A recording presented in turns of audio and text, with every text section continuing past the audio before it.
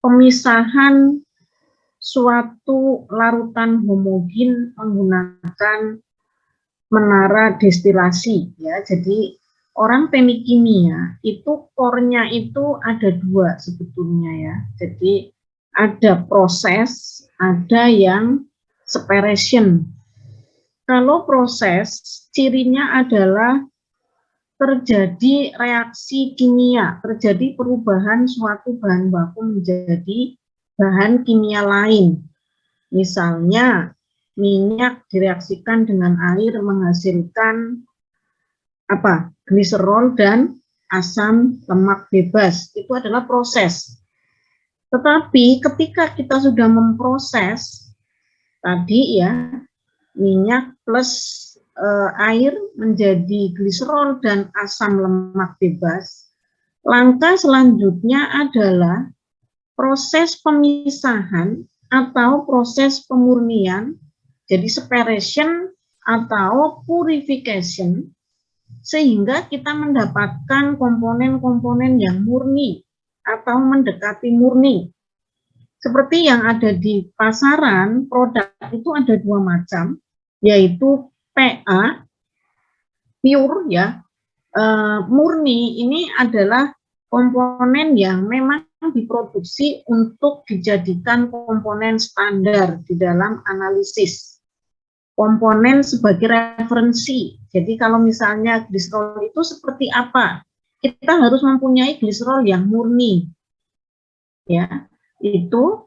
Kemudian komponen yang ada di pasaran ada yang namanya teknis. Teknis itu biasanya kadarnya itu 97%, 98%.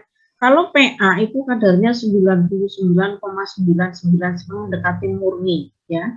Sehingga bisa dijadikan sebagai komponen standar atau komponen referensi. Nah, di dalam mata kuliah ini kita tidak akan membahas mengenai tadi yang pure, yang PA, yang kemurniannya mendekati 100% karena pemisahan secara destilasi itu tidak mampu untuk menghasilkan produk akhir yang murni. Mampunya hanya menghasilkan produk akhir yang kadarnya teknis. Ya. Jadi, kalau sudah menghasilkan suatu komponen dengan kemurnian 97% misalnya, nanti ada teknologi lanjutan apabila komponen tersebut akan dimurnikan menjadi komponen yang PA, yang pure, yang kadarnya mendekati 100%. Nah, teknologi ini memang kita jarang mempelajari, tetapi ini sebenarnya teknologi kunci, ya, di mana teknologi ini akan menghasilkan suatu produk yang margin harganya itu tinggi, ya. Jadi ketika kita mempunyai gliserol, itu kemurniannya 98%, harganya paling-paling 50.000 per liter. Tetapi ketika kita sudah punya teknologi dan mampu untuk memurnikan gliserol tadi menjadi gliserol yang murni, yang PA, harganya 50 kali lipat. Ya, 50 kali lipat, mungkin harganya sekitar 2,5 juta. Ya. Jadi berlipat-lipat. Bisa cek Anda harga komponen yang PA dan komponen yang teknis. Misalnya aja CaCl2. Kalau yang saya gunakan di dalam penelitian saya itu ada dua, yang teknis dan yang PA. Saya ingin mengetahui perbedaan daya serap dari hasil adsorben saya yang menggunakan CaCl2, di mana CaCl2 yang pure, yang PA itu harganya 1,5 juta per kilogram. Tetapi CaCl2 yang teknis harganya cuma 15.000 per kilogram. Nah, ini ya, jadi ketika Anda di industri nanti menggunakan bahan baku yang teknis, jarang yang menggunakan bahan baku yang pure karena nanti tidak bisa bersaing produknya harganya. Oke, ya, jadi di dalam pemisahan menuju ke produk komponen teknis, kita mengenal ada destilasi dan ekstraksi, ya, destilasi dan ekstraksi. Kenapa kita mendahulukan destilasi, bukan ekstraksi dulu?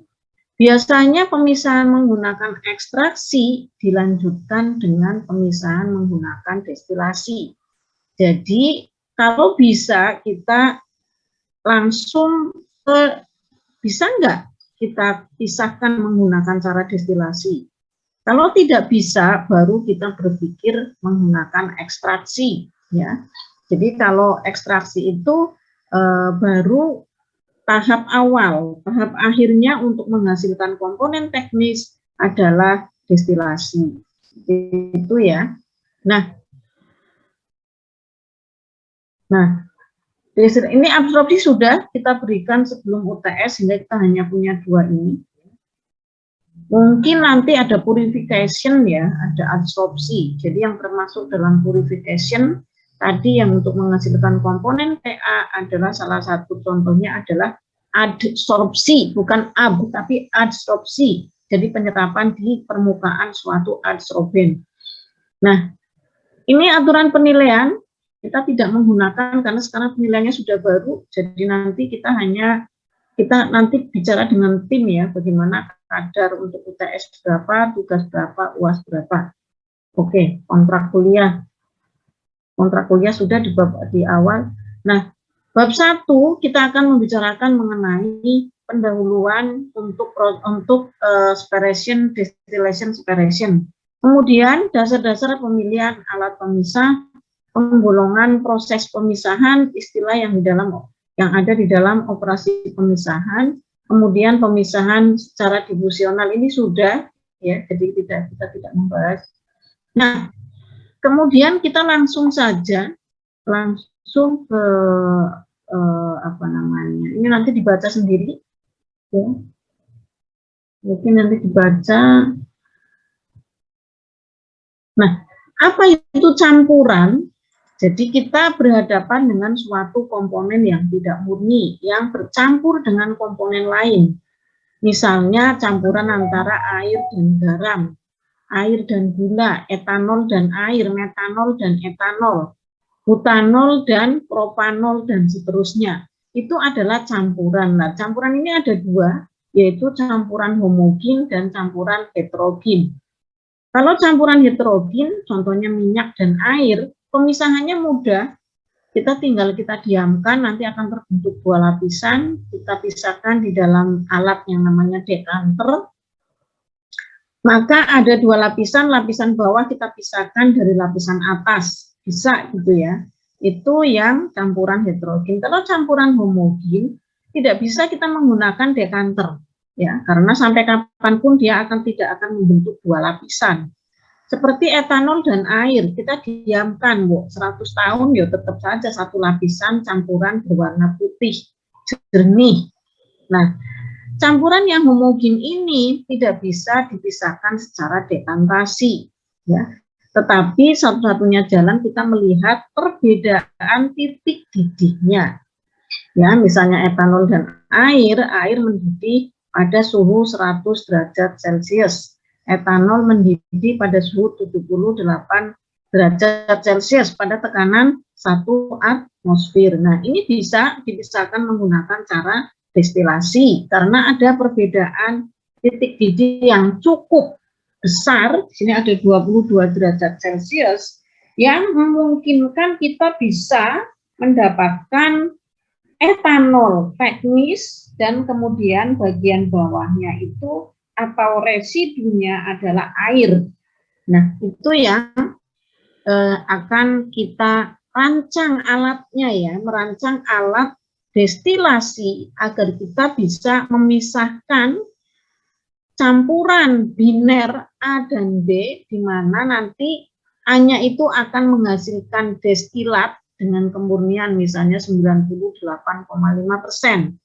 Ya, kalau etanol itu azeotrop pada 98%, maksimal kita bisa memurnikan etanol 98%. Ya, sebenarnya bagian bawahnya itu adalah residunya air. Bagaimana kita merancang alat tersebut? Jadi, ciri dari pemisahan secara destilasi yang pertama adalah campurannya itu homogen, ya, campuran yang homogen. Loh, Bu, kalau air dan garam itu juga campuran homogen, apakah bisa dipisahkan menggunakan destilasi? Jawabannya tidak bisa. Karena apa? Garam itu suhu didihnya sangat tinggi dibandingkan dengan suhu didih air. Sehingga ketika dipanaskan, yang menguap itu hanya air saja. Nah, prosesnya, proses pemisahan air dari garam, itu namanya bukan destilasi, tetapi evaporasi. Nah, jadi kamu tahu sekarang, Anda tahu bedanya destilasi dengan evaporasi itu apa? Ya, kenapa garam itu bukan didestilasi, tapi dievaporasi, penguapan. Vaporization, jadi hanya penguapan saja, tidak destilasi. Apa bedanya? Nah, kalau destilasi, ketika kita memanaskan suatu campuran A dan B, kita panaskan, maka uap yang terbentuk itu bukan hanya mengandung A saja atau B saja, tetapi di dalam uap itu terdapat A dan B. Begitu juga di dalam residunya, di dalam fase cairnya, itu juga mengandung dua komponen tersebut. Nah, antara uap dan cairan ini terjadi kesetimbangan. Jadi di dalam evaporasi, di dalam proses pemisahan air dari garam tidak ada kesetimbangan. Ya, kesetimbangan komposisi antara fase uap dan cair tidak ada. Karena airnya itu, uap airnya tidak mengandung garam, murni air. Buktinya apa, Bu? Coba saja kamu di rumah ya, memanaskan campuran gula dan air atau garam dan air. Kemudian uapnya itu kan mengembun, ditutup pancinya itu mengembun. Uapnya itu kamu cicipi. Rasa asin atau manis enggak? Mestinya tidak, ya tawar. Nah, itu menandakan bahwa di situ tidak ada komponen garam. Maka tidak ada peristiwa kesetimbangan fasa. Oke, itu bedanya di situ ya. Oke.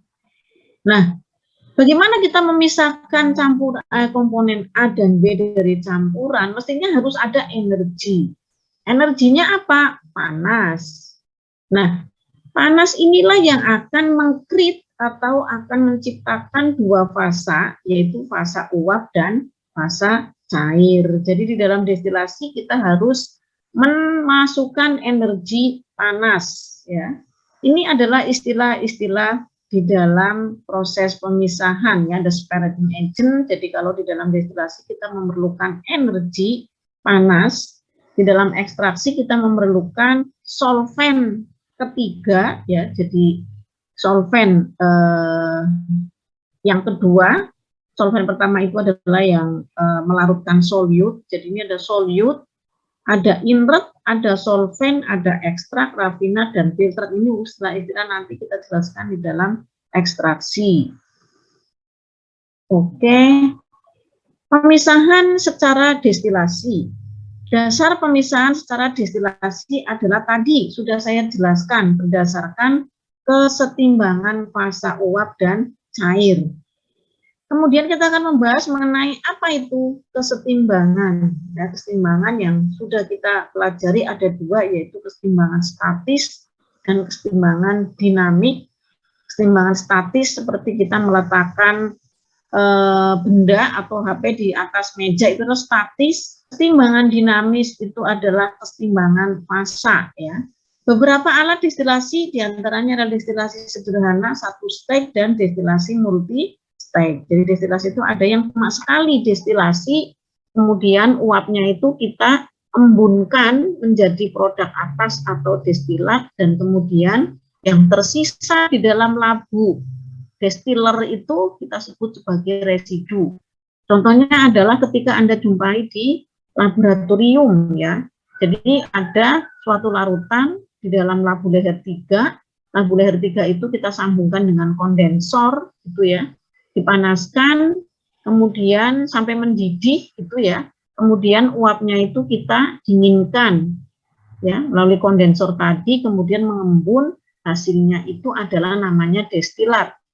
Yang masih berada di dalam labu namanya residu. Nah, itu adalah destilasi one stage distillation, destilasi satu stage.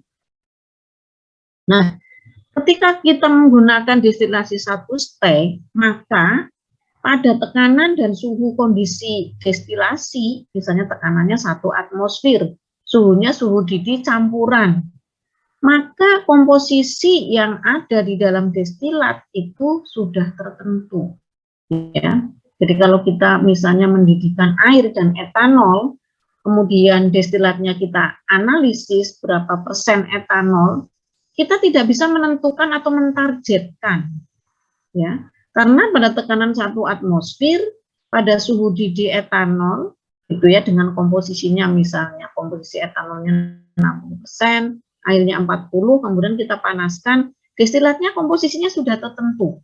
Kita tidak bisa memaksa destilatnya komposisinya harus 98%, tidak bisa. Caranya bagaimana untuk bisa mencapai komposisi etanol di dalam destilat itu 98%, maka produk destilat itu harus didestilasi lagi pada distiller yang kedua. Kalau belum mencapai, kita destilasi lagi. Nah, berarti kan kita harus punya beberapa labu leher 3 untuk mencapai kemurnian 98%. Nah, untuk mengatasi ketidaksederhanaan ini, yang kita memerlukan beberapa alat, maka kita membangun sebuah alat, mendesain sebuah alat, di mana di dalam alat tersebut itu ada seperangkat aksesoris atau perlengkapan yang bisa terjadi kesetimbangan yang berkali-kali, ya, kesetimbangan pertama, kedua, ketiga, dan seterusnya ke N. Sehingga kita berharap pada puncak menara itu kita akan mendapatkan suatu produk atas atau destilat itu yang kemurniannya itu seperti yang kita inginkan. Hasil bawahnya itu juga sesuai dengan yang kita inginkan. Nah, kita akan merancang berapa tinggi menara itu untuk mendapatkan produk yang komposisinya kita tentukan. Itu namanya destilasi multi-stage distillation. Ya. Kemudian ada, kalau dilihat dari campuran yang akan kita destilasi, ada campuran biner, yaitu 2 komponen A dan B, ada juga yang multi komponen. Kalau di dalam industri minyak bumi itu jelas multi komponen. Komponennya bukan hanya terdiri dari misalnya kerosin atau diesel atau minyak mentah, itu kan di dalamnya ada metana, etana, propana, butana, dan seterusnya. Sampai yang atom C-nya itu jumlahnya 40. Ya. Kemudian didestilasi akan mendapatkan produk atas yang berupa gas, gitu ya. Isinya itu adalah metana sampai butana yang disebut dengan LPG. Setelah kita embungkan, nanti ada yang gas alam, metan, itu kita ambil sebagai LNG. Kemudian sebagai produk metan, kemudian dari campuran etana sampai butana itu jadi LPG setelah kita embunkan, gitu ya. Kemudian yang atom C nomor 5 ke atas jadi aftur, jadi bensin, solar, dan minyak berat dan seterusnya, ya. Itu adalah destilasi multi komponen. Di lapangan, destilasi biner ini sering dijumpai di dalam industri-industri pembuatan alkohol atau bioalkohol, ya, dari hasil fermentasi glukosa atau molasses atau tetes. Menghasilkan itu, hasilnya itu alkohol 15% hasil fermentasinya. Nah, itu biasanya akan kita pisahkan menggunakan destilasi, ya, multi-stage destilasi sampai kita dapatkan alkohol 98%. Oke. Dasar pemisahan secara destilasi suatu komponen di dalam campuran ini bisa campuran ideal atau non ideal, dapat dipisahkan apabila mempunyai titik didih komponen-komponennya cukup jauh berbeda. Titik didih yang berbeda maknanya tekanan. Nah, apa yang membedakan kalau titik didihnya berbeda? Nah, inilah tekanan uap jenuh komponen pada temperatur tertentu berbeda, misalkan campuran air dan etanol. Titik didih air murni pada tekanan 1 atmosfer 100 derajat Celcius. Sedangkan titik didih etanol pada tekanan yang sama adalah 78 derajat Celcius. Apa itu titik didih? Titik didih adalah suatu suhu di mana apabila kita memanaskan suatu komponen, tekanan uapnya itu sama dengan 1 atmosfer. Artinya, pada suhu 100 derajat Celcius, tekanan uap air itu sama dengan 1 atmosfer. Ya, jadi air mendidih.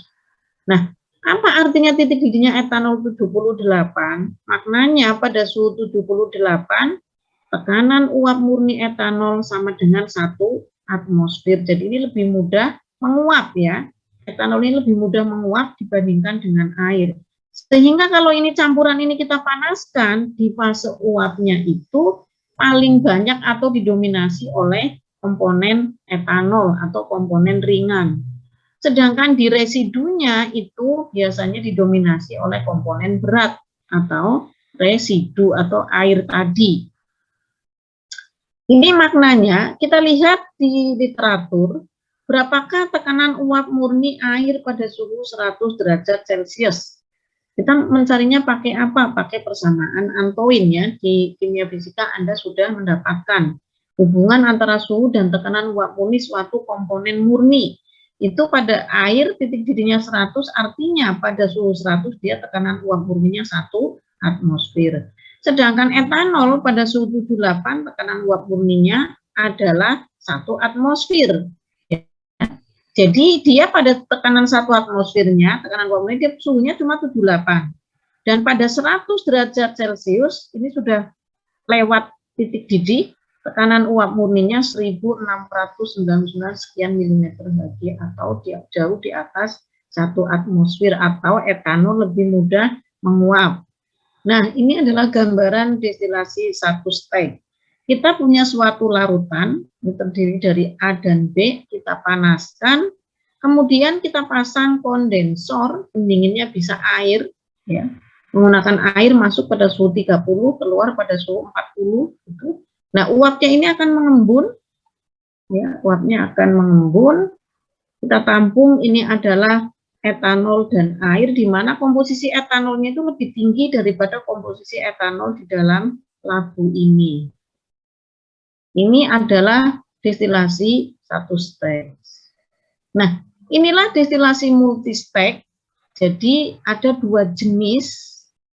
Jadi isinya, jadi di dalam menara ini tidak kosong ya, adik-adik. Jadi ini ada suatu plat ini dipasang plat seperti ini, di mana plat ini berlubang-lubang. Nah, kemudian di sini kita tahan, di sini cairannya ada suatu penghalang di sini. Kemudian di sini ada suatu downcomer namanya, ini ada suatu plat juga dipasang. Ini adalah gambaran destilasi multi-step. Apa yang harus kita lakukan? Kita melengkapi menara destilasi ini dengan kondensor, sama seperti destilasi satu step, ada kondensor. Kemudian ini panas ini kita menggunakan reboiler. Jadi namanya reboiler ya. Reboiler ini adalah khusus disebut boiler yang untuk perlengkapan menara destilasi. Pemanasnya apa? Pemanasnya adalah steam ya. Steam, kemudian steam yang nanti akan mengembun, melepaskan panas laten yang diserap oleh ini cairan yang masuk ke boiler seperti ini ya. Jadi Anda amati di dalam menara destilasi ada umpan, ini lautan yang akan kita destilasi masuk di tengah-tengah ini ya, di tengah-tengah ketinggian menara. Di dalam menara ada plat-plat, ini plat ini ada 2 macam, ada yang cuma berlubang-lubang, ada juga yang bubble cap, ada seperti cangkir yang berlubang-lubang di sini. Ya, seperti cangkir berlubang-lubang dipasang gitu ya, disusun di permukaan plat. Ya, kemudian plat ini berfungsi untuk apa? Tempat kontak antara uap yang dihasilkan oleh reboiler. Jadi ini umpan masuk ya, umpan masuk, kemudian umpan ini akan bertemu dengan uap yang dihasilkan dari pemanasan oleh reboiler ini, Sehingga terjadilah kontak antara uap dan cairan di sini. Maka akan terjadi transfer massa dan transfer panas. Jadi semakin ke bawah suhunya semakin tinggi ya. Jadi di sini ada boiler. Semakin ke atas suhunya semakin rendah. Paling rendah adalah di bagian ini atas menara, paling tinggi di bagian bawah menara. Nah, ini akan kontak antara cairan dan uap sehingga di sini karena uapnya ini suhunya lebih tinggi, maka ada transfer panas ya dari fase uap ke fase cair. Ketika uap tersebut mentransfer panas dari fase uap ke fase cair, maka yang terjadi apa? Sebagian uapnya ini akan mengembun. Yang mengembun yang mana? Etanol atau airnya? Yang mengembun adalah yang fraksi berat. Airnya akan mengembun. Etanolnya mungkin mengembun sebagian, tapi yang besar mengembun adalah air yang lebih besar. Nah, fase cair ini menerima panas dari fase uap sehingga ini akan ada sebagian cairan yang menguap. Sehingga di sini uapnya ini, uap dari fase cair ini akan masuk, yang menguap itu yang etanolnya ya, yang lebih banyak etanolnya. Sehingga apa? Terjadilah kontak, selalu kontak ini di plat-plat ini, dan kita akan mendapatkan uap di bagian atas yang didominasi oleh komponen ringan. Karena tadi selalu yang komponen ringan itu akan menguap, yang komponen berat akan cenderung mengembun. Nah, embunan inilah yang akan terakumulasi di bagian bawah menara. Kemudian masuk ke ke reboiler, dipanaskan. Nah, sebagian ini diambil sebagai produk residu, namanya bottom product, biasa kita sebut B, gitu ya. Sebagian akan menguap yang fungsinya itu adalah untuk kontak dengan ini cairan, ini kan uap ya, dari bagian atas ini uap, kemudian dikondensasi oleh kondensor, kemudian ini mengembun, masuk ke dalam suatu tangki penampung, dan kemudian cairannya ini dimasukkan kembali di dalam menara. Ya, jadi di sini ada fase cair, ada bagian ini, dan terus akan kontak dengan uap yang di-create oleh boiler ini. Create oleh boiler. Terjadilah kontak antara uap dan cairan di setiap plat-plat ini, dan ketika uap itu meninggalkan plat ini, uapnya, dan cairan yang meninggalkan plat ini sudah pada kondisi kesetimbangan. Apa itu kesetimbangan tadi? Kesetimbangan nanti kita bicarakan, ini perkenalan menara distilasi. Jadi menara distilasi itu ada umpan, ada hasil atas, ada hasil bawah. Ini kalau kondensornya parsial, hasil atasnya ada dua. Di samping ini gas, juga ada cairan. Cairannya ini sebagian kita kembalikan namanya reflux. Sebagian kita keluarkan namanya overhead product atau destilat, kita beri simbol D. Reflux ini kita beri simbol L0. Umpan kita beri simbol feed, hasil bawah kita beri simbol B. Oke, ya ini kondensornya parsial. Kalau kondensornya itu total, maka ini tidak ada produk gas. Hasilnya cairan semua. Cairan semua kemudian kita split menjadi reflux L0 dan di sini adalah D. Ya, jadi di sini nanti kita beri simbol V1 karena ini keluar dari plat nomor 1. Jadi plat nomor 1, 2, 3, 4 sampai ke N. Ya, di sini ada N plat. Nah, kalau kita sudah tahu, kita nanti akan merancang menara itu, kita tidak menghitung tingginya, tetapi kita menghitung berapa jumlah plat kesetimbangan yang diperlukan ini, berapa jumlah kontak uap dan cairan, berapa kali yang diperlukan kontak antara uap dan cairan ini supaya menghasilkan hasil atas yang kita tentukan kemurniannya, ya. Nah, ketika kita sudah menghitung jumlah plat ini, misalnya ketemunya 20, kita tinggal mengatur berapa jarak antar platnya, misalnya 12 inci, atau 1 feet, atau 30 cm jarak antar plat. Nah, kalau 20, berarti kira-kira 30 kali 20 cm atau 600 cm atau 0,6 meter. Atau jumlah platnya itu 15 atau 30, tapi jaraknya kita tinggikan menjadi 24 inci atau 22 feet. Dan nanti tingginya berapa. Kita juga akan merancang jumlah panas yang harus dikeluarkan di dalam kondensor ini berapa, dan jumlah panas yang harus kita supply ke dalam boiler itu berapa.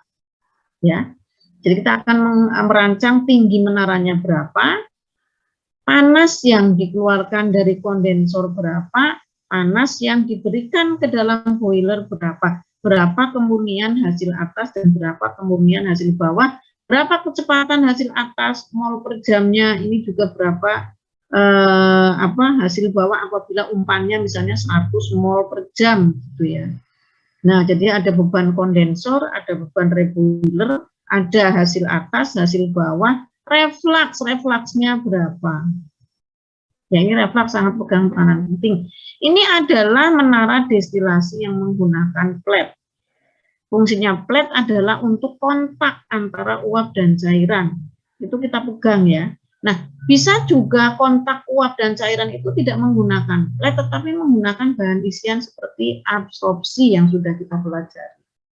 Ya, jadi menggunakan absorpsi yaitu suatu bahan isian, menggunakan bahan isian seperti ini. Nah, seperti ini.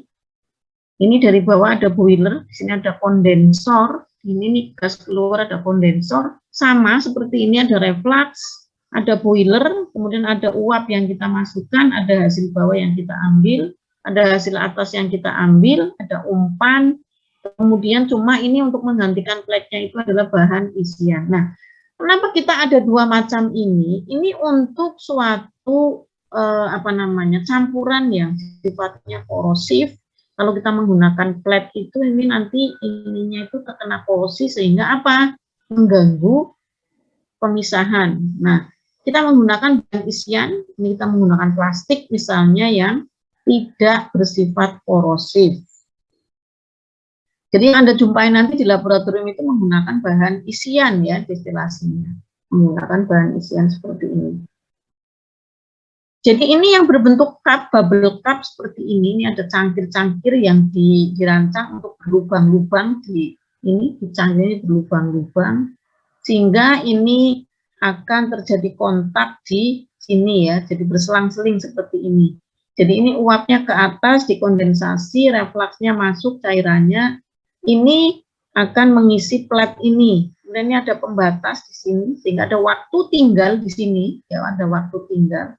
Sehingga nanti terjadi alirnya adalah kanan, kiri, kanan, kiri, kanan, dan seterusnya seperti ini. Ini adalah tray ya, tray, kemudian ini bubble cup. Ini contohnya adalah, ini kalau di kilang minyak seperti ini, jadi hasil atasnya adalah light gasoline pada suhu 120, heavy gasoline, kerosin, gas oil diesel untuk solar, heavy gas oil lubrikan, oli, kemudian residu, ini fraksi berat di bawah, ini crude oil. Dan ini adalah gambaran dari bubble cup, ini berlubang-lubang. Jadi di sini ini di sini berlubang-lubang. Ini seperti ini dirancang seperti ini. Jadi ini arah uap itu seperti ini ke atas. Kemudian liquidnya ini mengisi di sini. Ini ada weir, ini namanya weir penahan. Ini ada downcomer, penahan di bawah ini. Jadi cairannya itu ke sini, sini terus seperti itu ya. Kemudian uapnya melalui ini, kontaknya di dalam plat ini ya. Di sini itu terjadi kontak sehingga terjadi bubble, gelembung-gelembung. Nanti uapnya itu ini gelembungnya kontak dengan cairan, terjadi perpindahan massa antar fase ringannya masuk ke dalam uap, fase beratnya masuk ke dalam cairan, cairannya turun sini terus dan seterusnya. Oke, itu gambarannya. Ini lebih jelasnya seperti ini. Ini adalah downcomer, ini adalah weir, ini adalah platnya. Di sini ada lubang-lubang atau cup ya. Ini dari atas berlubang, ini plat. Ini flat seperti ini, jelas ya. Jadi bentuknya seperti itu. Ini adalah kontaknya di sini nih. Kontak uap yang naik, uapnya tidak lewat sini ya, tidak lewat samping, tapi lewat tengah ini. Nah, disinilah dia kontak dengan cairannya, ya. Ini cairan turun dan seterusnya. Saya kira ini, nah, apa itu kesetimbangan? Nah, ini saya tadi mengatakan bahwa setelah kontak di atas flat, maka ini uapnya akan naik dan cairannya turun. Nah, uap yang naik ini meninggalkan flat dan cairan yang turun meninggalkan flat ini adalah suatu antarfasa yang setimbang, yang berada dalam kondisi kesetimbangan. Apa itu kesetimbangan? Kondisi kesetimbangan itu adalah transfer massa yang sudah maksimal, ya. Jadi komposisi di dalam fase uap dan fase cair di sini bukan fungsi waktu lagi, ya, sudah tetap di sini. Makanya kita harus memberi waktu tinggal yang cukup di sini nih, supaya apa? Terjadi transfer massa yang maksimal, sehingga komposisi fase uap dan komposisi fase cair bukan fungsi waktu lagi atau kondisinya sudah steady state. Nah, itu yang namanya setimbang. Ketika terjadi kesetimbangan, maka suhu uap yang meninggalkan flat sama dengan suhu cairan yang meninggalkan flat. Tekanan uap yang meninggalkan flat juga sama dengan tekanan. Jadi tidak ada driving force, tidak ada gaya dorong, baik tekanan, suhu, dan fugasitas ya, dengan energi aktivasinya itu sudah sama. Tetapi komposisinya berbeda, jelas berbeda. Ini fase uap, ini fase cair, ya. Jadi nanti kita bahas apa itu kesetimbangan. Nah, ini yang terjadi adalah vapor liquid equilibrium, kesetimbangan uap cair. Adalah suatu kesetimbangan dinamik di mana kondisi cairan dan uap berada dalam keadaan kesetimbangan. Kesetimbangan berarti ada kesamaan kondisi tekanan, suhu, dan potensial kimia. Jadi suhu uap sama suhu cairan sama, tekanan uap dan tekanan airan sama, dan ini potensial uap dan potensial cairan sama. Pada keadaan kesetimbangan dalam ruangan tangki tertutup terjadi kondensasi fase uap menjadi fase cair dan sebagian fase cair menguap menjadi fase uap. Kecepatan kondensasi uap menjadi cairan dan kecepatan cairan yang menguap mempunyai kecepatan yang sama sehingga dilihat secara makroskopik tidak ada perubahan kuantita fase cair dan fase uap. Tetapi proses kondensasi dan penguapan terus berlangsung. Suatu keadaan kesetimbangan dapat dicapai apabila kedua fase dikontakkan pada selang waktu yang relatif lama, ditandai oleh kondisi yang tidak berubah atau steady state. Kesetimbangan adalah kesetimbangan termal, perpindahan panas neto sama dengan 0 atau tidak ada gaya dorong perpindahan panas, DT 0. Maka TV sama dengan TL. TV suhu uap, TL suhu cairan. Kesetimbangan mekanis, kesetimbangan semua gaya-gaya. Tekanan uap sama dengan tekanan cairan. Kesetimbangan potensi kimia, DG sistem, ini adalah Gibbs energy, free energy Gibbs, atau aktivitas komponen I di fase uap sama dengan aktivitas komponen I di dalam fase cair. Dari persamaan ini akan diperoleh hubungan antara komposisi di uap dan di fase cairan. Ini bidangnya termodinamika. Ini adalah gambarannya seperti ini, ya. Seperti ini gambarannya. Jadi kalau ini adalah ada dua komponen A dan B ditandai dengan perbedaan warna merah dan biru di sini, ya. Mempunyai komposisi A itu adalah XA, komposisi B adalah XB, di mana kalau dijumlah XA plus XB sama dengan 1. Ya, seperti ini. Ini fase cair. Kemudian menguap, maka A dan B-nya kita sebut sebagai YA dan YB. Inilah fraksi mol A di dalam uap.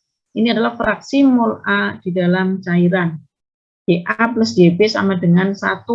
Nah, terjadilah suatu perpindahan massa A dari cair ke uap. Kemudian ini tertutup ya, pada suhu dan tekanan total yang tetap. Maka ketika fase A-nya ini di dalam fase uap ini banyak, akan ada yang mengembun. Ketika A yang menguap kecepatannya sama dengan A yang mengembun, itulah terjadi kesetimbangan. Ini di mana setelah terjadi kesetimbangan, maka fraksi mol A di dalam fase cair itu adalah XA, fraksi mol A di dalam fase uap itu adalah YA, XA setimbang dengan YA. Bukan sama, tapi setimbang. Nah, kaidah fase hukum fase Gibbs atau derajat kebebasan. Nah, derajat kebebasan ini dinyatakan oleh Gibbs, yaitu C min P plus 2. F adalah jumlah desain variabel, yaitu variabel bebas yang kita ambil, yaitu kita bisa mengambil P tertentu, ya kita mau mengkondisikan ini pada suhu berapa, P juga tekanan totalnya mau berapa, kemudian komposisinya juga ini mau kita komposisinya misalnya 10% lah, 0,2 atau 0,3 gitu ya. Ini adalah variabel bebas. Nah, C adalah jumlah komponen, P adalah jumlah fase. Kalau di sini fasenya ada 2. Nah, jadi begini, contoh sistem keseimbangan antara cairan dengan uap untuk campuran biner A dan B. Jumlah komponennya ada 2, C sama dengan 2. Jumlah fasenya ada 2, uap dan cairan, P sama dengan 2. Maka derajat kebebasan Gibbs sama dengan C min P, C min P plus 2. Ada 2. Artinya dengan mengambil 2 variabel, maka variabel lainnya dievaluasi. 2 desain variabel itu adalah desain variabelnya T dan P. Maka yang dievaluasi adalah komposisi A atau B dalam fase cair dan fase uap. Jadi kita bisa menghitung XA dan YA. Kalau variabel bebasnya adalah suhu dan komposisi, kita bisa menghitung tekanan dan fraksi mol A atau fraksi mol di fase uap. Bisa juga variabel bebasnya ini, maka kita bisa menghitung suhu dan fraksi mol A di dalam fase cair. Kita tidak membahas ini. Nah, bagaimana kita menentukan hubungan antara suhu dan tekanan uap murni? Ini penting untuk destilasi. Kita akan menggunakan persamaan Antoine. Ya, Antoine itu tipe persamaannya adalah seperti ini. Ya, jadi untuk suatu komponen X, maka tekanan uap murninya ini, tekanan uap murni sama dengan suatu konstante minus konstante per konstante plus suhu. Kalau kita masukkan suhunya, ini sudah ada di referensi untuk masing-masing komponen, kita bisa menghitung tekanan uap murni pada suhu tertentu. Contohnya adalah di sini air dan etanol. Konstante A, B, C-nya sudah ada. Ini adalah untuk range suhu dari 1 derajat Celcius sampai 100. Kita validnya menggunakan A, B, C-nya adalah ini. Ketika suhunya sudah di atas 100, ini 99 sampai 374 derajat Celcius, maka ini berubah. Persamaannya tidak valid kalau menggunakan ini. Ya, ini sudah suhu tinggi menggunakan persamaan. Ini begitu juga dengan etanol, ya.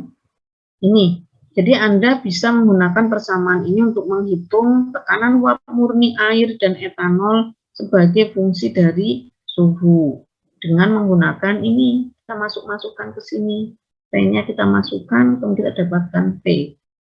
Jadi pakai P-nya Kelvin, P-nya di sini satuannya adalah the constant are given in degree Celsius and millimeter Hg. Oh, ini suhunya Celsius dan nanti kita dapatkan tekanannya ini adalah milimeter Hg. Nah, ada suatu hukum yang menghubungkan tekanan uap murni dan fraksi mol itu dengan tekanan total atau tekanan parsial. Ya, jadi di sini ada tekanan total, kita mempunyai tekanan tertentu beroperasi pada suatu, misalnya ini tekanannya 1 atmosfer, tekanan totalnya gitu ya, PT, yang diberi simbol PT, tekanan total 1 atmosfer. Ini suhunya misalnya 86 derajat Celcius, ini adalah etanol dan ini adalah air misalnya. Fraksi molnya di fase cair dan fase uap itu sudah tertentu ya, kita sudah menentukan tekanan total dan suhu. Berarti kita bisa menghitung XA dan YA. Nah, hukum yang menghubungkan yang akan menentukan XA dan YA sebagai fungsi dari tekanan uap murni tadi sebagai fungsi suhu adalah hukum Raoult-Dalton. Nah, hukum Raoult itu yang akan menghitung berapa sih tekanan parsial A kalau komposisinya adalah XA dan suhunya adalah sekian. Dan tekanan totalnya tadi 1 atmosfer. Digunakan untuk menentukan komposisi komponen dalam campuran di dalam fase cair, yaitu XA, dan fase uap pada tekanan dan suhu tertentu. Hukum Raoult dapat digunakan untuk menentukan komposisi komponen di dalam fase uap cair pada suhu tetap dan tekanan berubah. Atau untuk menentukan komposisi komponen di dalam fase uap cair pada tekanan tetap dan suhu berubah. Oke, ya. Tekanan uap larutan ideal, nah tekanan uap larutan ideal tergantung kepada tekanan uap masing-masing komponen di dalam campuran dan fraksi mol komponen yang ada di dalam larutan. Ini adalah hukum Raoult. Ya, jadi tekanan uap larutan ideal, maksudnya tekanan total uap dari larutan ideal tergantung kepada tekanan uap masing-masing komponen di dalam campuran. Di dalam campuran fase cairnya itu kan ada A dan B, dan berapakah fraksi mol komponen yang ada di dalam larutan tersebut. Jadi, campuran biner misalkan terdiri dari komponen A dan B, di mana A lebih mudah menguap dari B, kesetimbangan uap cair komponen murni masing-masing komponen di dalam campuran digambarkan seperti gambar 7. Jadi ini ya. Jadi ini adalah fase uap, ini adalah temperatur, ini adalah fraksi mol. Ya. Jadi ketika fraksi molnya ini menuju ke suatu komponen yang murni, di sini tekanan uapnya itu ini. Ini adalah tekanan uap murni B versus suhu. Akan bertemu di dalam suatu titik namanya suhu kritis di sini ya, suhu kritis di sini. Jadi seperti ini gambarannya. Ini garis suhu konstan ini. Kemudian ini adalah garis tekanan konstan, ini tekanan konstan. Nah, kita akan mendapatkan profil di sini. Profil ini yang menghubungkan antara berapa fraksi mol A di dalam fase cair dan berapa fraksi mol A di dalam fase uap. Seperti ini. Oke, nah, jadi kalau ke atas tekanan, yang ke sini fraksi mol kita ambil ini, di sini, kita akan mendapatkan suatu hubungan antara tekanan uap murni dan fraksi A dan B seperti ini. Ya, jadi pada suhu tertentu ini pada suhu tetap, ya tekanannya akan pada suhu titik embun, titik garis kesetimbangan dan lain-lain masuk uap, ini nggak bisa dibuat. Kesetimbangan temperatur tetap, Nah, pada temperatur yang sudah kita tentukan, kita bisa menghitung tekanan uap. Ya, jadi ada suhu, kita bisa menghitung tekanan uap melalui persamaan Antoine. Ya. Oke, ya. Di sini kita akan menghitung tekanan parsial dari suatu komponen A. Di mana tekanan parsial komponen A di sini, mana tekanan parsial komponen A? Menurut hukum Dalton, tekanan parsial A atau PA di sini sama dengan, ini perlu dicatat ya, ini enggak ada. Menurut Daltonnya mana? Jauh di sini. Nah ini nih. Nah ini untuk campuran ideal ya. Jadi tekanan total sama dengan ini hukum Raoult. Fraksi mol suatu komponen A di dalam fase cair atau XA dikalikan dengan tekanan uap murni A pada suhu tersebut. Ini tekanan total. Jadi ini adalah tekanan total sama dengan sigma dari tekanan parsial masing-masing komponen yang ada di dalam campuran. Tekanan parsial suatu komponen itu sama dengan fraksi mol komponen dikalikan tekanan uap murni. Tekanan uap murni dicari dari suhu dan persamaan Antoine. Ketemulah ini. XA-nya misalnya sudah ditentukan. Nah, XB sama dengan 1 min XA. PB dicari dari suhu dan persamaan Antoine untuk komponen B. Jadi kita dapatkan tekanan total sama dengan XAPA ini. PB 1 min XA PB aksen. Jadi ini kan 1 min XA ya, 1 min XA PB. Jadi PB ini 1 min XA XB-nya.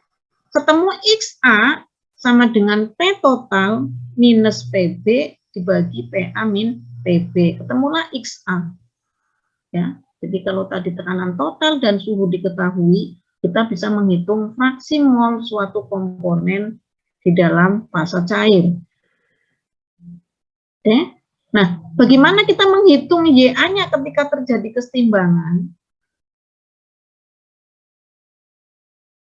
YA, ya, jadi sekarang kita melihatnya tekanan parsial. Tekanan parsial itu sama dengan XA kali PA0 ini di dalam fase cair. Nah, YA atau fraksi mol di dalam fase uap, kita akan mencari YA ini ya. YA di dalam fase uap sama dengan tekanan parsial A dibagi dengan tekanan total. Jadi kalau kita sudah tahu XA, kita akan bisa menghitung YA. Jadi XA ini, XA sama dengan P total min PB. Nah, YA sama dengan apa tadi? Tekanan parsial dibagi dengan tekanan total. Jadi YA sama dengan XA kali PA bintang dibagi dengan total semuanya ini. Itu adalah YA. Jadi sekarang kita bisa menghitung YA. Oke? Ya. Jadi kalau kita menentukan tadi dua, tekanan total dan suhu, maka kita bisa menghitung XA. Oke? Kita juga bisa menghitung YA. YA sama dengan tekanan parsial A, XA PA0 dibagi dengan total ini. Dibagi dengan jumlah ini. Step total. Kita dapatkan YA. Itu kita kalau mengambil tadi derajat kebebasan yang pertama tadi ya, ini yang tadi. Nah, ini kita ngambil P dan P. Kita sudah tahu komposisi A dan B di fase cair dan fase uap. Oke, ya, paham ya? Hukum Rolle-Dalton paham ya? Kita jadi hukum Rolle-Dalton menghubungkan ini fase cair dan fase uap. Oke. Sudah jelas. Sekarang kita akan membahas mengenai kurva-kurva yang terlibat di dalam destilasi. Jadi kita kalau mempunyai kesetimbangan pada temperatur tetap, maka kita akan mendapatkan grafik seperti ini. Ya, grafik seperti ini. Kalau kita mempunyai fraksi mol A di sini 0 atau fraksi mol B sama dengan 1 karena XA plus XB sama dengan 1 ya. Di sini adalah A sama dengan 0. Di sini adalah A sama dengan 1 sebelah kanan. Atau di sini B sama dengan 1 di kiri, A sama dengan 0 di sini nih. Jadi ketika A sama dengan 0, ini murni komponen B. Pada suhu tertentu dia mempunyai tekanan uap murni PB bintang. Di sini PB bintang ya, tekanan uap murni PB bintang. Nah, ketika di sini A-nya sama dengan 1 atau B-nya sama dengan 0, ini adalah komponen A murni, dia mempunyai tekanan PA bintang. Jadi di sini adalah tekanan uap murni A. Di sebelah kiri PB adalah tekanan uap murni B. Nah, kalau A dan B itu dicampur di sini, kita akan mendapatkan di sini suatu kurva, ini adalah campuran uap, ini adalah titik embun, jadi ini adalah titik embun, ini adalah titik didih. Jadi kita mendapatkan suatu kurva seperti ini, Ini fase cair di sini, ini fase uap. Ini adalah titik didih, ini adalah titik embun. Di sini adalah campuran antara uap dan cairan. Di daerah ini antara titik embun dan titik uap, titik embun dan titik didih, ini adalah campuran uap dan cairan. Jadi di sini adalah uapnya, ini adalah uap. Nah, ini cairan ya, ini cairan jenuh di sini. Ini cairan jenuh. Di sini adalah uap jenuh. Ini adalah uap jenuh. Nah, di antara titik didih dan titik embun ini, kita mempunyai banyak sekali garis-garis lurus ini di sini. Kalau kita hubungkan antara titik embun dan titik didih, garis pada tekanan yang sama, ini tekanannya tetap, dan suhu yang tetap, itu kan ini berarti garis kesetimbangan. Ya. Ini adalah garis kesetimbangan antara uap dan cair. Bagaimana komposisi fase uapnya? Komposisi fase uapnya agak mudah ya, kita tarik ke bawah sini, kita dapatkan berapa XA, berapa XB. Bagaimana komposisi di dalam fase cairnya? Ini, di sini. Ya. Jadi ini adalah tipikal kesetimbangan pada tekanan yang berubah, kemudian suhunya tetap. Lah, pada tekanan yang tetap inilah garis-garis kesetimbangan. Ini adalah YA, ini adalah XA. YA, XA. Nah, kalau kita balik ini temperatur yang berubah tekanan tetap, maka garis kesetimbangannya adalah NM, ya, ini LK, HJ, DF, ini adalah garis-garis kesetimbangan. Jadi kebalik, kalau di sini pada tekanan yang lebih tinggi ini adalah suhu didih, ini adalah suhu embun. Tapi pada tekanan yang tetap temperatur berubah, di sini adalah uap, di sini adalah cairan, sehingga ini adalah titik didihnya di sini. Ini adalah titik embun. Ya, titik didih dan titik embun berbeda untuk suatu campuran. Kecuali kalau komponen murni titik embun ya titik didih sama. Jadi kalau misalnya komposisinya berubah ya dia titik embunnya berubah, titik didihnya berubah. Jadi antara titik didih dan titik embun inilah garis-garis kesetimbangan. Oke ya, ini adalah garis-garis kesetimbangan. Nah kalau kita catat di sini pada satu garis NM kita punya XA di sini. Ya ini adalah karena di sini cairan XA. Kemudian kita punya YA di sini lah, kita gambar jadilah sebuah kurva kesetimbangan ini. Ini adalah kurva kesetimbangan pada tekanan tetap dan suhu yang berubah. Ya, jadi nanti Anda akan saya beri tugas untuk membuat kurva kesetimbangan campuran dari metanol dan air. Ya, kalau di contohnya adalah etanol dan air. Nanti tugas di rumah Anda membuat kurva kesetimbangan antara metanol dan air. Kemudian ini metanol dan air untuk berapa orang ya? Untuk 4 orang gitu ya. 4 orang absennya urut nomor 1 sampai 4 membuat etanol dan air. Dicatat ya, nomor absen 1 sampai 4 membuat kurva kesetimbangan pada tekanan tetap dan suhu berubah. Ini akan kita gunakan di dalam menara destilasi nanti. Etanol dan air, siapa saja nih ya, nanti kita bikin grup 1, nomor 1 sampai 4, grup 1 adalah membuat kurva kesetimbangan etanol air. Grup kedua, kurva kesetimbangan metanol air. Jadi tadi etanol, ini metanol. Grup ketiga, nanti saya beri, ini saya kirim aja lewat WA ya. Jadi grup 1 nanti kesetimbangan campuran apa, grup 2 apa dan seterusnya. Oke, ya. Nah, kalau kita lihat di sini ya, luasan jadi kalau ini adalah kurva kesetimbangan, ini sumbu X-nya adalah XA, sumbu Y adalah YA. Ini adalah XA sama dengan YA, ini adalah garis diagonal. Ya, ini garis diagonal. Ini adalah kurva kesetimbangan XA versus YA. Yang kamu buat adalah ini ya, kurva kesetimbangan ini. Nah, ini adalah tipikal kalau temperaturnya semakin tinggi, maka ini jarak antara diagonal dan kurva kesetimbangan semakin sempit. Ini ya. Ini kalau tekanannya semakin tinggi juga akan semakin sempit. Jadi destilasi itu lebih baik dilakukan pada yang ini, yang luas ini, temperatur rendah dan tekanan rendah. Ya, itu sebaiknya seperti itu.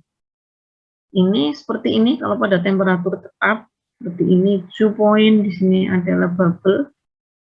Oke, sudah tadi. Nah, ini adalah model etanol dan air ya, seperti ini kurva kesetimbangannya. Nanti Anda buat tadi yang dapat etanol air, membuat kurva kesetimbangan TXY. TXY ini adalah, kita nggak usah ya, nggak usah ke situ. Ini adalah example calculation the normal boiling point of ethanol is TB sekian. Ini tentuinnya itu ya. Ini untuk etanol air sudah ada data. Untuk yang belum ada data Anda cari di Perry Handbook ya. Kemudian Anda buat tabel, kemudian Anda buat kurva seperti ini.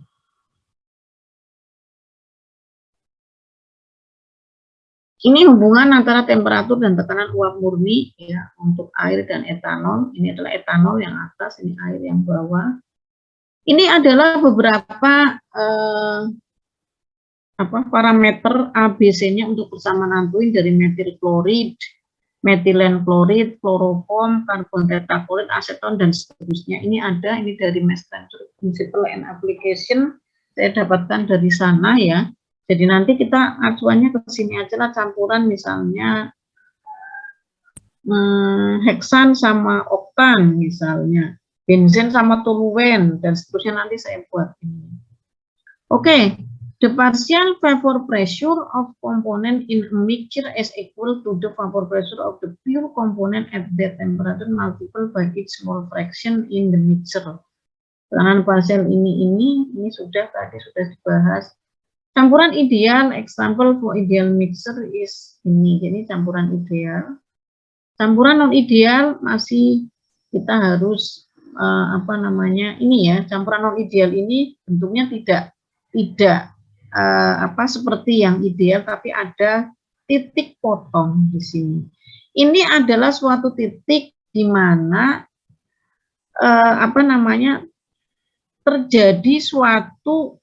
Jadi pada suhu ini, campuran itu kalau dipanaskan pada suhu ini, maka terjadilah suatu kondisi azeotrop pada komposisi di sini. Pada azeotrop itu adalah suhu didihnya itu sama dengan suhu embun. Jadi di sini tidak ada jarak antara didih dan embun. Ya. Ini ketika kandungan etanol itu 95,6% etanol. Ya. Jadi akan terjadi perpotongan antara kurva embun dan kurva didih pada satu titik. Di sini ini untuk campuran non. Jadi etanol air itu akan membentuk campuran non ideal pada komposisi tertentu. Ini ya.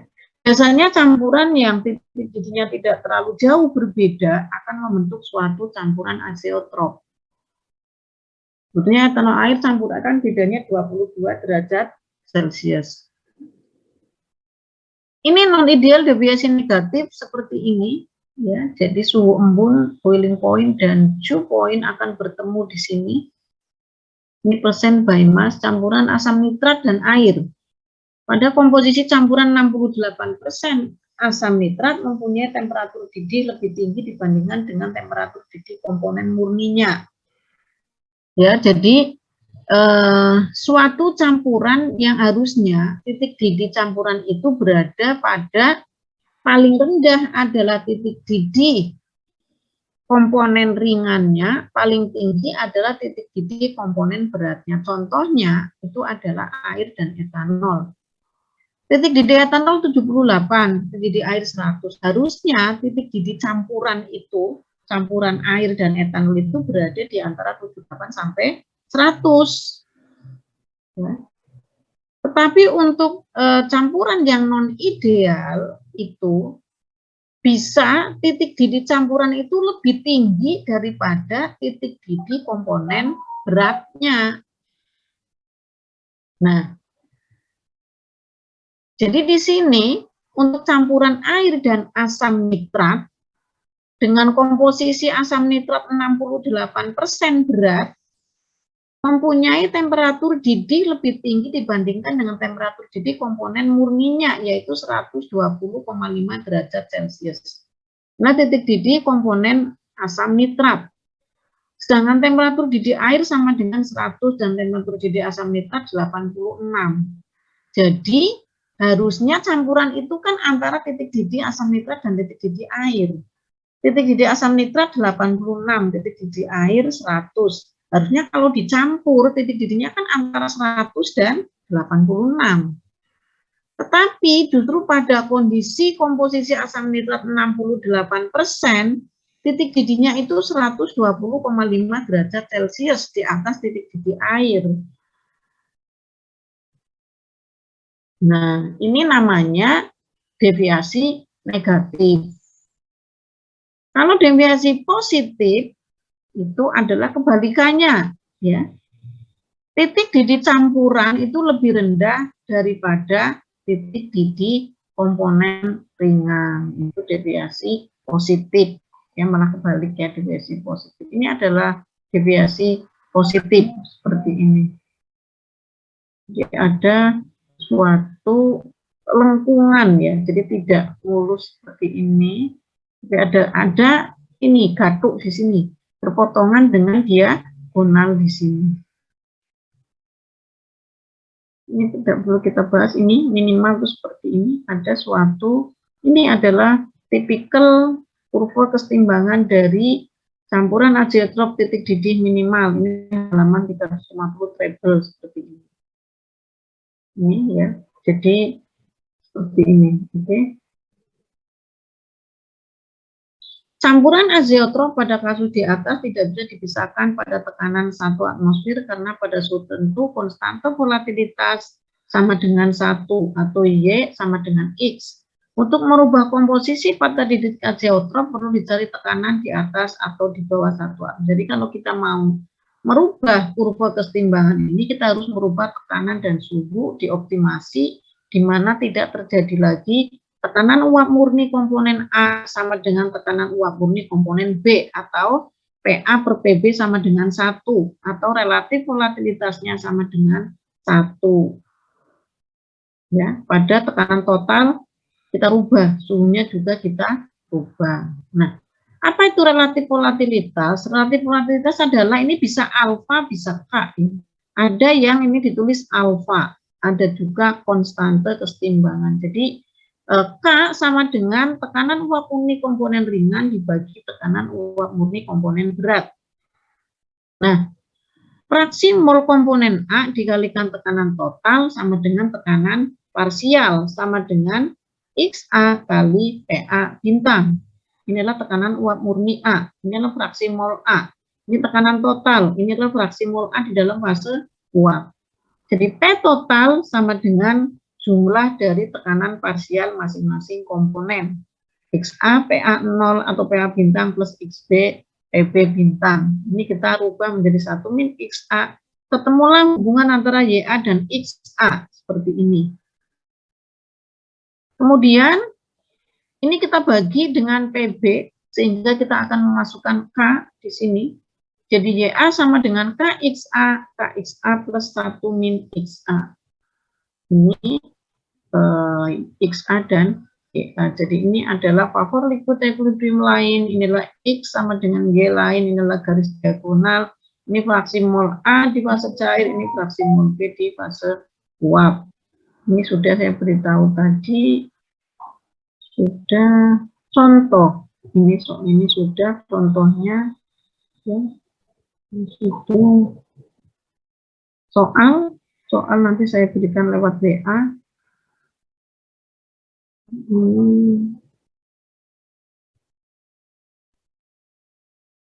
Saya kira kesetimbangan fase, saya kira ini sudah.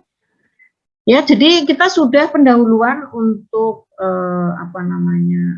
destilasi biner, ini untuk destilasi biner, saya kira itu pengantar untuk destilasi biner itu kita masih punya waktu 1 jam, kita akan menjelaskan mengenai suatu metode yang digunakan di dalam perancangan menara destilasi. Saya sudah mengirim materinya, ya, saya kira.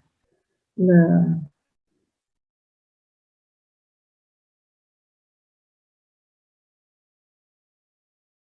jadi kita akan pindah di sini satu metode yang digunakan untuk perhitungan tinggi menara destilasi atau menghitung jumlah spek dengan suatu metode namanya McCabe's and time.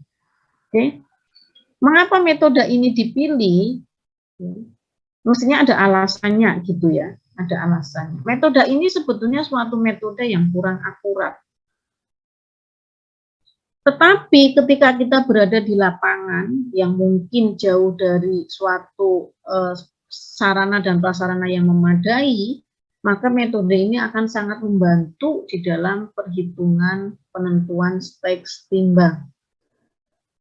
Kenapa kita mengatakan ini kurang akurat? Karena di dalam metode ini tidak melibatkan neraca panas atau kita tidak menghiraukan neraca energi, padahal destilasi itu identik dengan transfer panas dan transfer energi. Tetapi kita hanya menganggap bahwa ini murni transfer massa, transfer energi. Kita bukan menganggap transfer massa saja, tetapi transfer massa dan energi, tetapi kita mengasumsikan beberapa asumsi di sini, ya, sehingga kita bisa mengeliminasi neraca energi. Jadi hanya dengan neraca massa kita bisa menghitung jumlah spek timbang. Tentunya memang tidak 100% akurat dibandingkan dengan metode yang kedua nanti ya. Metode yang kedua adalah metode McCabe's metode Poncon-Savarit. Di dalam metode Poncon-Savarit kita akan menggunakan perhitungan neraca panas atau menggunakan ini ya, jadi di samping kita menggunakan kurva kesetimbangan, di dalam metode McCabe's kita hanya menggunakan metode kurva kesetimbangan ini untuk menghitung jumlah spek timbang.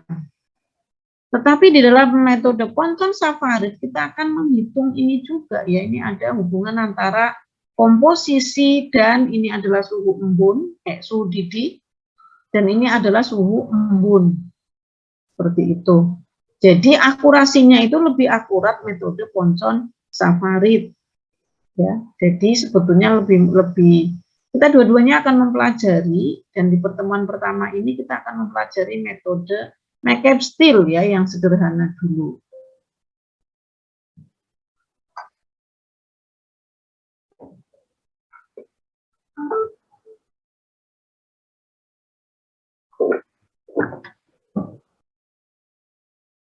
Nah, untuk metode McCabe's kita mempunyai asumsi, mempunyai keuntungan ini, lebih cepat memberikan jawaban, data fisik yang dibutuhkan lebih sedikit, harus memenuhi, syaratnya adalah nomor 3.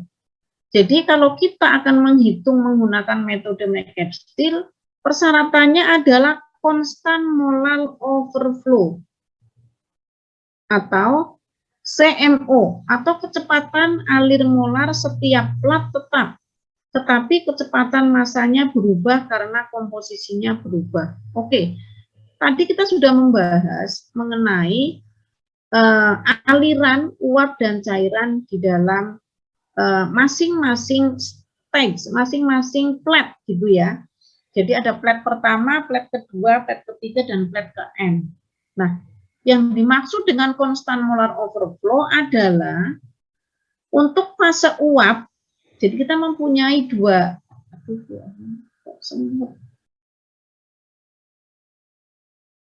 Oke, kita lihat di sini, di dalam menara itu ada dua bagian. Yang pertama adalah bagian atas umpan dan bagian bawah umpan. Bagian atas umpan ini mempunyai sejumlah spek, namanya N spek. Ya, jumlahnya adalah N spek. Di bagian bawah umpan ada M spek. Jadi jumlah spek total dari bawah ke atas M plus N. Seksi atas disebut seksi pengkayaan atau enriching section, di bawah disebut seksi stripping.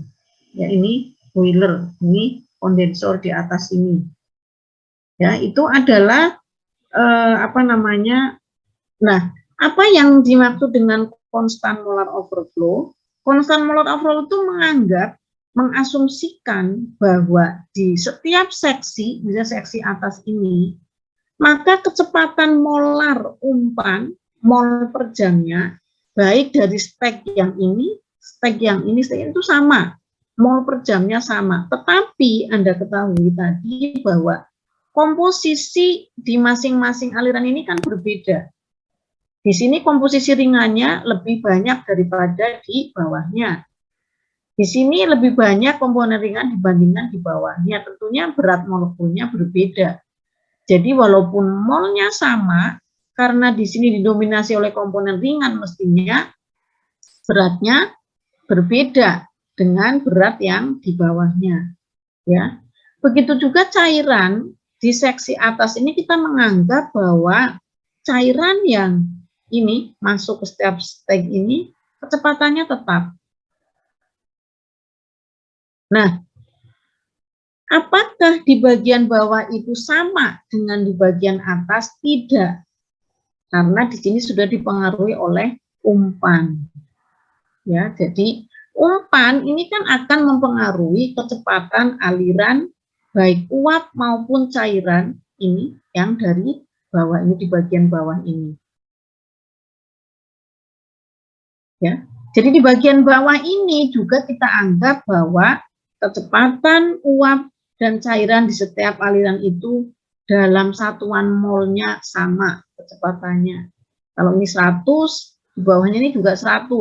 Kalau cairnya misalnya ini 200, ini juga di bawahnya 200. Tetapi di sini sudah berbeda, kalau di atas ini sudah berbeda dengan di bawah. Itu namanya constant molar overflow atau CMO. Oke, ya, CMO. Ini lebih jelas di sini.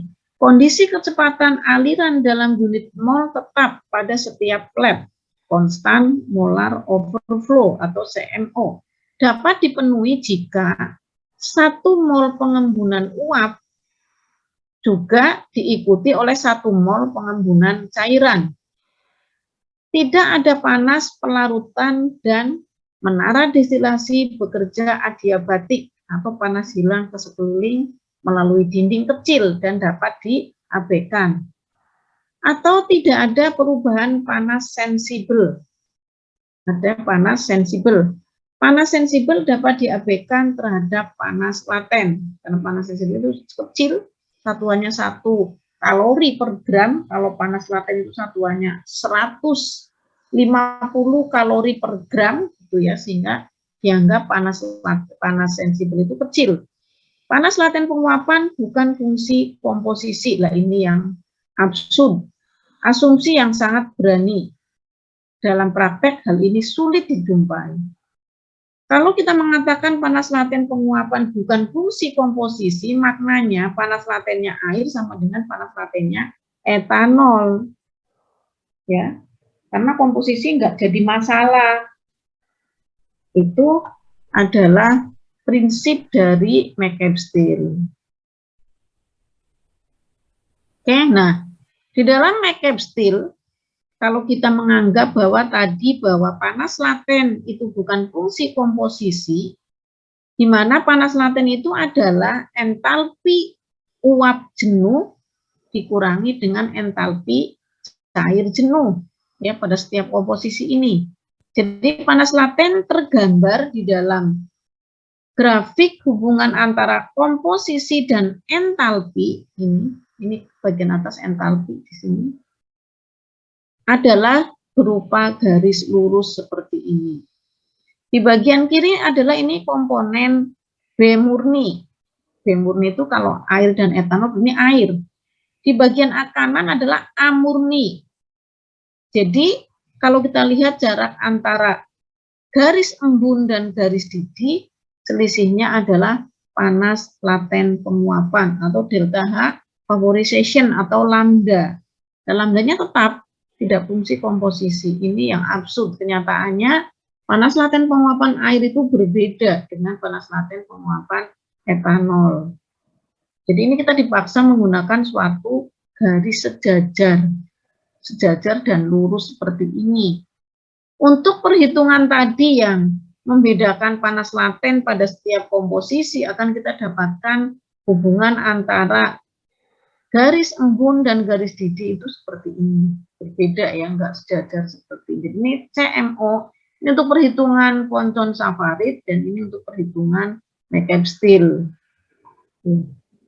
Nah, kita tengok satu-satu umpan ya. Jadi kalau kita mau memisahkan suatu komponen, umpannya itu kan bisa berupa cairan, bisa juga berupa uap, bisa juga berupa cairan dan uap, bisa juga berupa cairan campuran tersebut tapi tidak pada suhu didih, bisa juga pada suhu didih cairan, bisa juga pada suhu embun, bisa juga pada suhu di atas suhu embun atau superheated vapor atau cold mixture atau campuran di bawah suhu didih, cairan dingin, itu adalah umpan. Ya. Jadi fasanya umpan itu bisa cairan jenuh. Jadi kalau kita punya campuran etanol dan air, bisa titik didih pada fraksi mol etanol 15% itu berapa titik didihnya, itu namanya cairan jenuh. Bisa juga pada komposisi 15% etanol pada uap jenuhnya, ya, pada kondisi uap jenuh. Titik embun, pada suhu embun, campuran yang terdiri dari 15% etanol.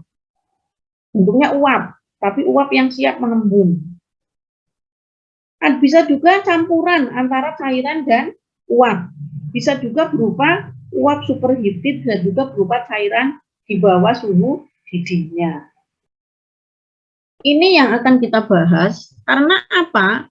Fasa dari umpan ini akan menentukan tinggi menara. Umpan dapat berupa cairan dingin di bawah titik didih, bisa berupa cairan jenuh, bisa berupa uap jenuh, bisa juga campuran cairan dan uap. Fase umpan akan menentukan jumlah plat timbang yang diperlukan. Bisa juga menentukan beban boiler atau beban kondensor. Apabila umpan berupa fase cair, cairan umpan akan ikut bersama aliran cairan yang turun menuju ke bawah menara dan akan menaikkan beban boiler. Jadi kalau kita di sini umpannya adalah cairan jenuh, maka cairan ini akan bergabung dengan cairan yang turun dari plat di atas umpan. Bergabung, ini juga cairan jenuh, ini cairan jenuh bergabung sehingga kecepatan cairan yang keluar dari plat umpan itu sama dengan cairan yang turun dari plat di atas umpan ditambah dengan cairan umpan. Uapnya tetap, jumlah uapnya tetap, karena tidak ada cairan yang ikut bersama uap. Ini kita anggapannya seperti itu, ya. Jadi karena di sini cairannya ini bertambah, yang nantinya akan diuapkan oleh reboiler, maka jadi beban reboilernya itu jadi bertambah besar. Sementara karena ini uapnya ini tetap, maka di sini beban kondensornya kecil. Itu kalau cairannya, umpannya adalah cairan. Berikutnya kalau umpannya adalah uap, maka yang berat adalah beban kondensor, karena uap ini tidak akan turun, dia naik bersama uap yang dari bawah. Akan menambah jumlah yang masuk ke kondensor, di sini ada kondensor. Dan akan meringankan boiler. Kalau separuh uap, separuh cairan, sama, tidak merubah beban kondensor dan boiler. Kalau umpamanya itu di atas suhu embun, superheated, bagaimana? Akan menambah beban kondensor karena ada cairan yang teruapkan ikut bersama uap sehingga yang turun di sini sudah berkurang. Kalau cairannya cairan dingin di bawah titik didih, dia akan berusaha mendidih dulu ya, karena di sini kan semua dalam kondisi didih dan embun. Uap itu siap mengembun, cairan adalah siap menguap. Nah, ini kalau dia di bawah titik didih, maka ada uap yang mengembun, maka beban boilernya akan lebih bertambah. Itu adalah pengaruh dari fasa umpan terhadap tinggi menara dan beban kondensor dan boiler. Nah, kondensor ada dua macam kondensor di sini. Jadi kalau ini adalah uap yang keluar dari hasil atas menara, ini uap ini akan didinginkan di dalam kondensor. Kondensor ini ada dua macam, yaitu kondensor parsial dan kondensor total. Apa itu kondensor parsial? Apabila uap yang masuk ke dalam kondensor ini hanya dihembuskan sebagian ini ditampung di dalam akumulator, di sini reflux drum atau akumulator. Kemudian uapnya yang tidak mengembun ini akan di-flush di sini keluar dari reflux drum.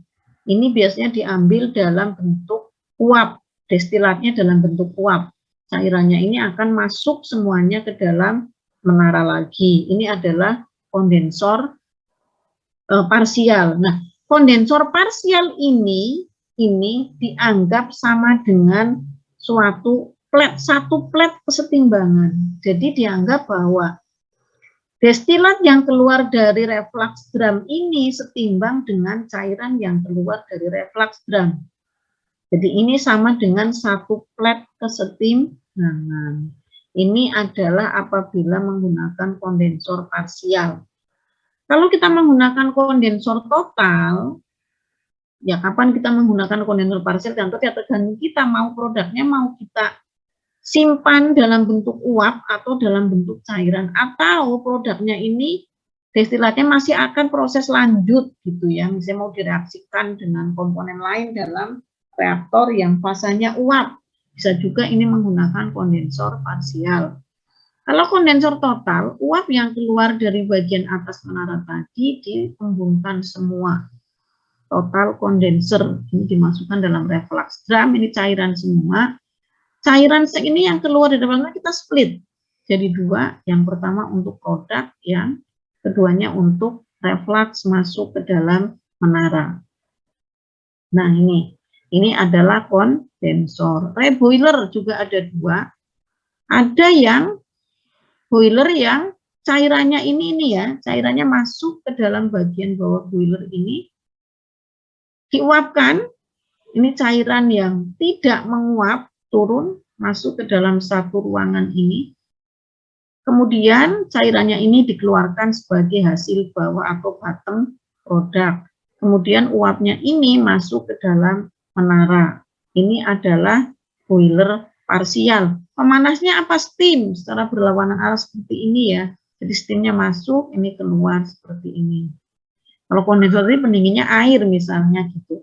Nah, untuk jenis thermosifon reboiler di sini, cairannya sudah dibagi di sini, diambil sebagai hasil bawah, bottom product, kemudian ada cairan yang dimasukkan ke dalam reboiler, kemudian masuk ke dalam menara. Jadi ada dua juga, reboiler parsial dan total. Nah, untuk reboiler parsial ini juga dianggap ada kesetimbangan antara produk dan ini uap yang masuk ke dalam menara, sehingga reboiler ini disebut atau diidentikan dengan satu plat setimbang. Kalau ini tidak ya, jadi ini adalah satu plat setimbang. Ini untuk lebih jelasnya seperti ini. Menentukan jumlah plat kesetimbangan. Nah, ini kita mau memulai menentukan jumlah plat kesetimbangan. Ya.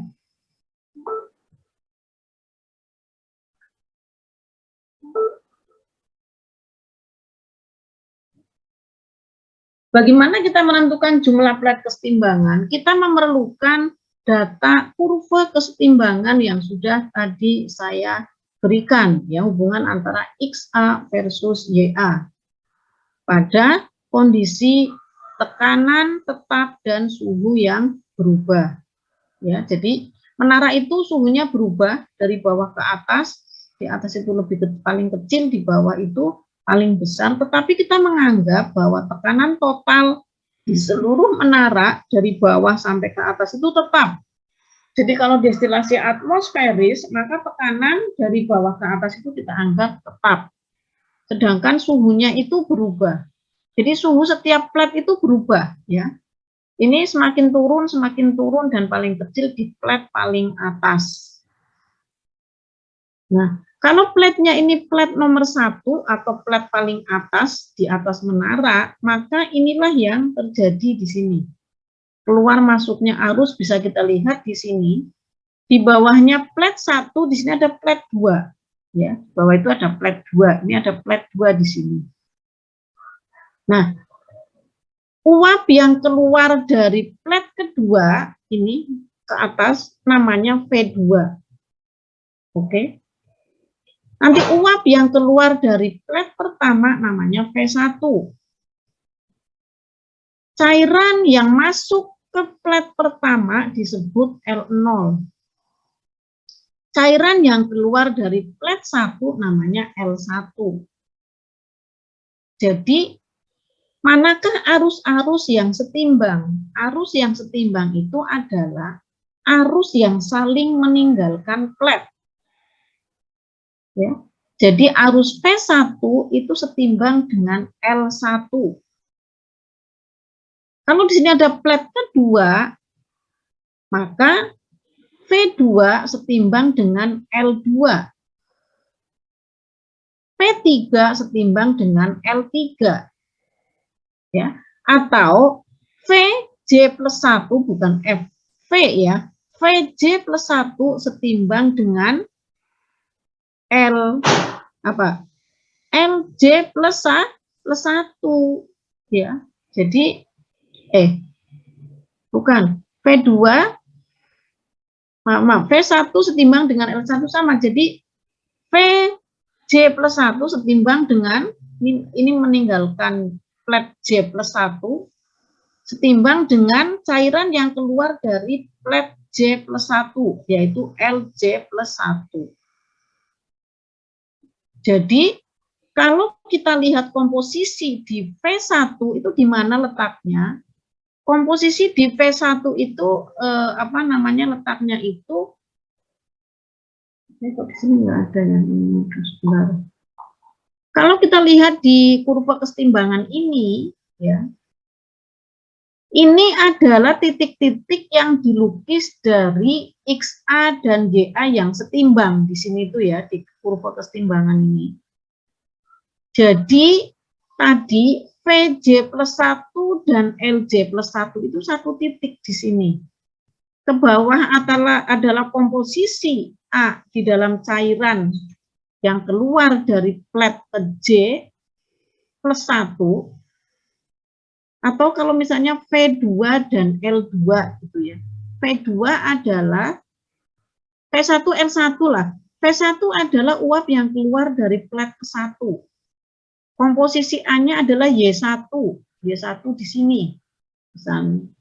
Di manakah X1? X1-nya ya di titik ini kita tarik ke bawah. Ini adalah X1.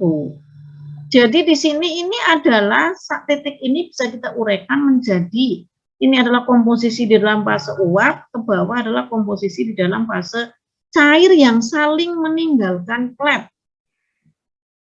Ya, yang saling meninggalkan plat.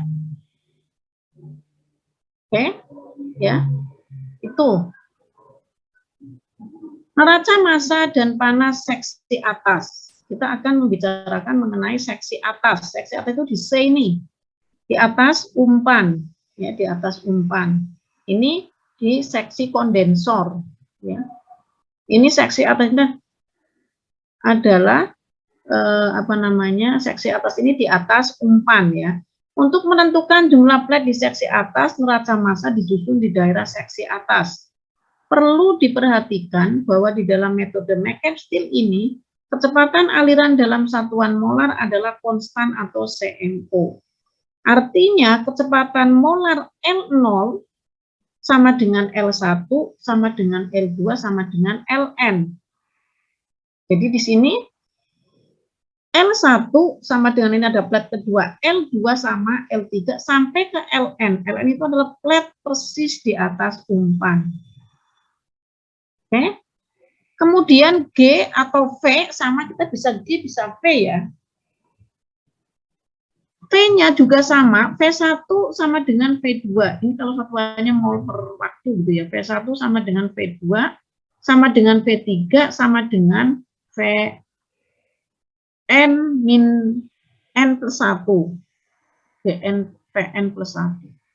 Dengan demikian, perbandingan L per G atau L per V sama adalah tetap. Tidak tergantung pada lokasi flat. Ini khusus untuk di atas umpan. Perbandingan L per G adalah garis operasi. Artinya garis operasi adalah garis lurus karena slope-nya tetap. Perbandingannya tetap. Garis operasi tetap berarti slope-nya tetap berarti garis lurus.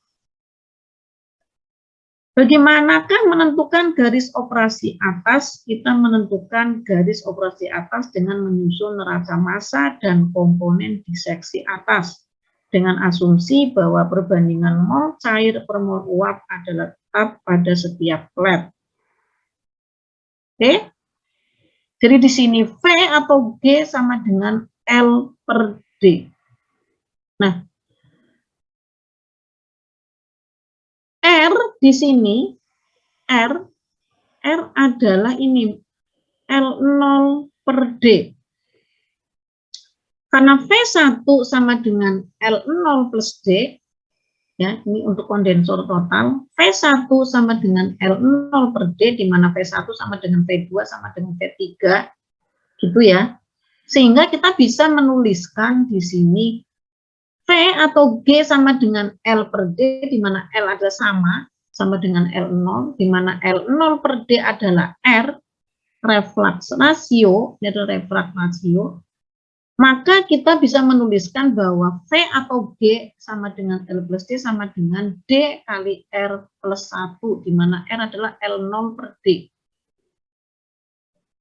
Di mana L0 sama dengan L1 sama dengan L2 sama dengan L3 sama dengan Ln di atas umpan. Nah, kalau kita mau menyusun neraca komponen, kita kalikanlah G ini dengan fraksi molnya, ya, fraksi molnya. Jadi ini G1 sama dengan L0 plus D, ya. Kalau ini dari flat teratas, ini P1 atau G1 sama dengan L0 plus D. Jadi V2 sama dengan L1 plus D. V3 sama dengan L2 plus D. Atau VJ plus 1 sama dengan LJ plus D. Ini seperti ini. LJ plus D. Jadi di sini bisa kita mengikut sertakan. Jadi di sini GYN plus 1 yaitu adalah fraksi mol pada pada setiap aliran uap. Ini 2, ini 1, jadi GYN plus 1 sama dengan LXN plus DXD. Terus suatu garis, ya. Slope atau tangan arah garis operasi seksi atas adalah L per G. L per G, jadi Y fungsi X. YN plus 1 sama dengan L per G atau L0 per L0 plus D. Di sini G-nya adalah L0 plus D. XN plus D per G. G-nya adalah L0 plus D. Jadi YN plus 1 sama dengan R per R plus 1 XN plus XD per R plus 1. Persamaan tersebut adalah sebuah garis lurus dengan pangkalnya adalah XD dengan slope adalah L per G atau R per R plus 1. Jadi garis operasi atas ini pangkalnya di XD. XD adalah komposisi di destilat ini. Kita tentukan misalnya 96% di sini misalnya. Ini 96%, misalnya di sini ini 0,96, A-nya 0,96. Kita potongkan dengan garis diagonal. Ini, ya. Nah, dari garis diagonal ini, perpotongan antara ini kan X0 dan Y1. X0 dan Y1-nya di sini. Ini adalah Y1 di sini. Ini Y1. Ini adalah X0. Ini kalau kondensor total, maka Y1 itu sama dengan XD. Karena apa? Ini diembunkan semua, ya. Semuanya diembunkan semua menjadi cairan. Sehingga ini komposisinya tidak berubah, ya. Sehingga Y1 sama dengan XD, Y1 sama dengan XD, berarti letaknya di garis diagonal. Nah, garis yang pangkalnya adalah XD dengan slope L per G, di mana slope-nya itu adalah R per R plus 1, maka kalau R-nya diketahui, biasanya dalam soal itu R diketahui refleksnya itu, refleks rasio misalnya 1,5 ya, atau 2. Jadi kita sudah bisa menghitung R per R plus 1. Bisa juga kita langsung di sini menentukan intercept, ini adalah interceptnya, ini intercept, ini slope, ya. Jadi kita akan mendapatkan interceptnya itu XD, misalnya 0,96, R-nya bisa 1,5, jadi ini 0,96 dibagi 2,5, kita dapatkan titik ini 0,96 per 2,5 misalnya di sini. Tarik garis titik ini ke XD ini, yang sudah ditransformasikan ke garis diagonal, kita dapatkan L per G. Ini adalah slope garis operasi atas. Oke, ya. Kita hanya menggunakan ini, kemudian untuk yang bagian bawah ini, kita juga akan menghasilkan sebuah persamaan garis seperti ini, yang ditarik dari XW, slope-nya adalah L strip, ini L strip yang di bawah umpan, dan G strip, dan slope-nya adalah ini, dan akan kita dapatkan sebuah garis operasi bawah. Nah, ini adalah garis operasi bawah di sini. Ini, ya.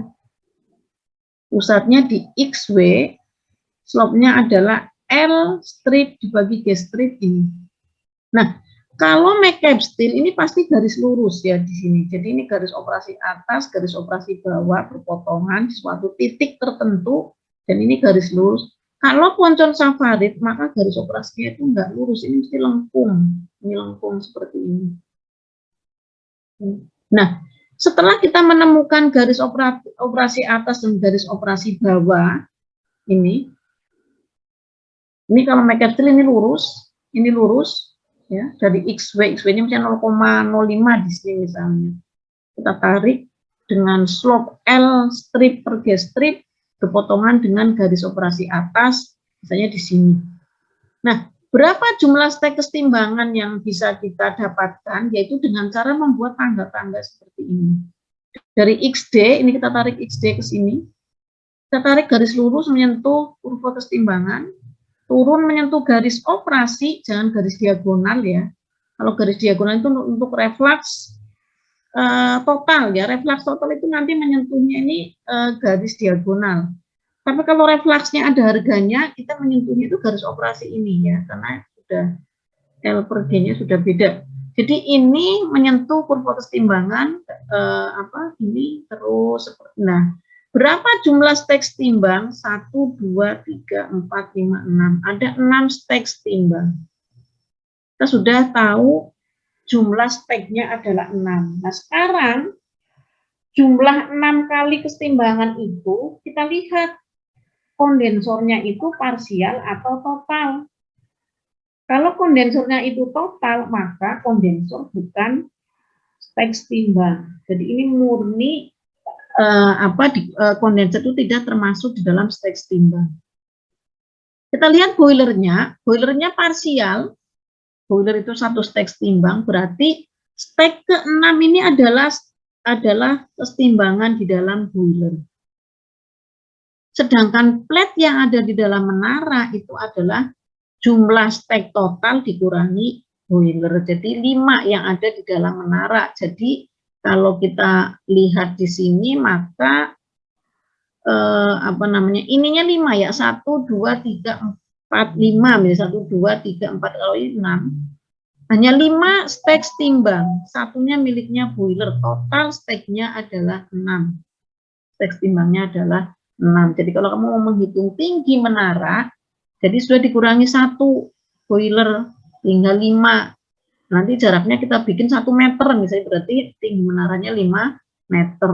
Ditambah dengan ruangan di atas plat, misalnya ini 1 meter, di bawah ini 1 meter. Berarti 5 plus 2 jadi 7 meter. Itu ya. Nah, Tadi kita sudah mendapatkan garis operasi atas. Ini kita garis operasi bawah kita tarik dari XY, di sini yang akan kita transformasikan ke garis diagonal. Kita tarik dengan slope-nya L strip per G strip dari XY ini, ya. Jadi kita akan mendapatkan ini Kita akan mendapatkan ini teks timbang. Ini yang untuk bagian bawah. Nah ini, jadi kita punya garis operasi atas ini yang kita lukis dari XD dan interceptnya XD per R plus 1, kita buat garis. Dan garis operasi bawah yang titik awalnya adalah XW, XW ini kita transformasikan ke garis diagonal. Kemudian slope-nya adalah L aksen per G aksen atau L strip per G strip atau L strip per V strip juga boleh. G itu menggas, V itu adalah favor, jadi boleh juga menggunakan G atau V. Nah, ini jadi kita sudah punya dua slot.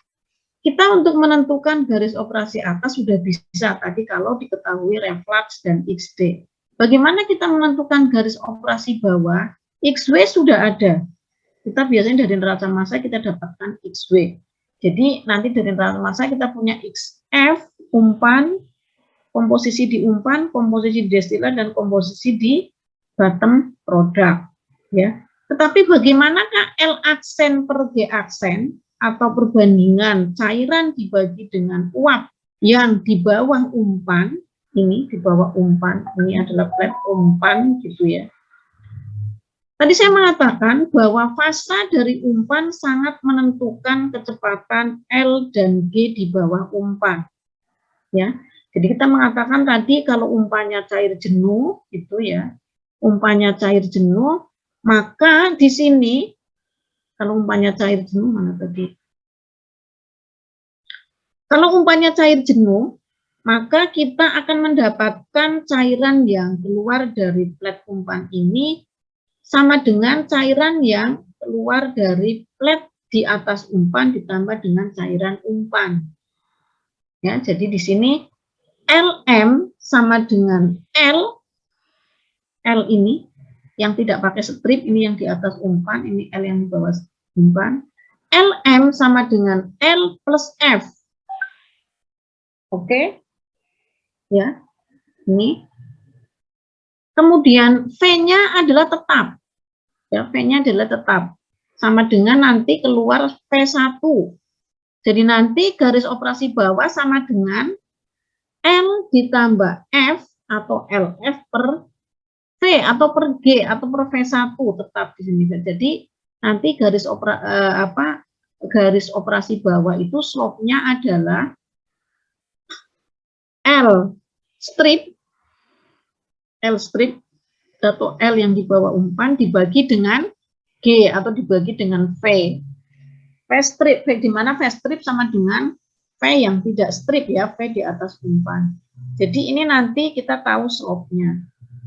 Jadi di sini kita akan mengatakan bahwa fasa umpan itu sangat menentukan kemiringan garis ini, garis operasi bawah. Ya, akan menentukan kemiringan garis operasi bawah ini. Slope dari garis operasi bawah. Nah, karena kita memang sulit ya menentukan itu, maka kita akan mencari suatu solusi di mana titik potong inilah yang akan kita cari dari neraca massa di sekitar umpan. Ya. Jadi kita akan mencari garis Q. Garis Q itu adalah titik potong garis yang ditarik dari umpan, dari komposisi umpan ini ke diagonal, yang melalui titik potong garis operasi atas dan garis operasi bawah. Nah, bagaimanakah kita melukiskan garis Q? Titik pangkalnya sudah tahu di XF, tapi garis kemiringannya berapa? Nah, kemiringan garis Q ini sangat menentukan kemiringan dari garis operasi bawah. Kalau garis Q-nya misalnya tegak lurus ke atas, berarti nanti titik potong antara garis operasi atas dan bawah di sini. Berarti ini turun ya, garis ini turun di sini. Kalau garis Q itu adalah landai ke samping, ke sini, maka titik potong dengan garis operasi atasnya di sini, tepi sini. Berarti kemiringan garis operasi bawah, berarti di sini ya, ke sini. Nah, gitu. Atau kemiringan garis itu ke sini, ke kiri. Nah, perpotongannya di sini dengan garis operasi atas, maka ini naik ke sini. Nah, jadi di sini garis Q itu mencerminkan kemiringan garis operasi bawah. Nah, garis Q ini adalah bisa kita cari di neraca massa di bagian umpan. Oke, ya. Jadi kalau umpan ini adalah kondisinya masuk pada plat umpan namanya F, plat ke F, feed. Kemudian ada plat di atas umpan namanya F-1. Ini ada plat di bawah umpan namanya F+1. Nah, kemudian cairan yang turun dari F-1 namanya L. Cairan yang turun dari plat ke F itu namanya L aksen. Begitu juga G. G yang naik dari plat ke F namanya G. Yang naik dari plat F+1 namanya G aksen.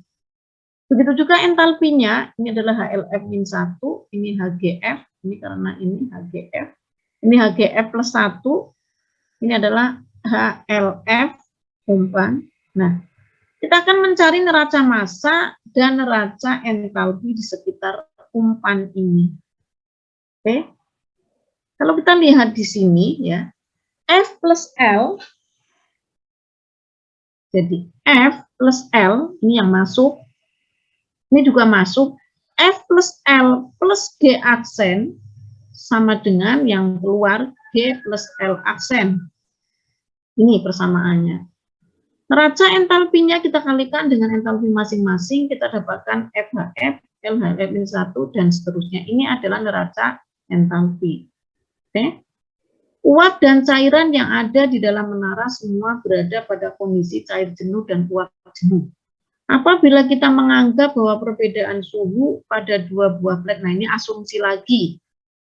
Kita menganggap bahwa suhu plat di atas umpan, suhu plat umpan dan suhu plat di bawah umpan ini suhunya sama, padahal tidak sama. Ya, ini bisa ada perbedaan. Misalnya ini 98, ini 94, ini 91. Jadi biasanya 3 derajat beda. Tapi ini dianggap sama, diasumsi sama. Ya, ini juga salah satu kelemahan dari metode McCabe-Steele. Akhirnya kita mendapatkan bahwa HGF sama dengan HGF+1. HLF sama dengan HLF-1.